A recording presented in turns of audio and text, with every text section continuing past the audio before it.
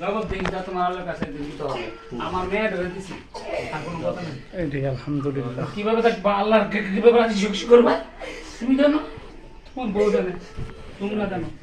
সবাইকে না মুখ আর কান্না করে না মা। সবাই খুশি, আল্লাহ খুশি। হ্যাঁ, আমি আল্লাহকে খুশি করার মতো পথ করে দিছি তোমাদের। আলহামদুলিল্লাহ। আমি বিয়ে দিয়ে দিছি, এটা আমার দায়িত্ব ছিল। এখন দায়িত্ব তোমার কাছে।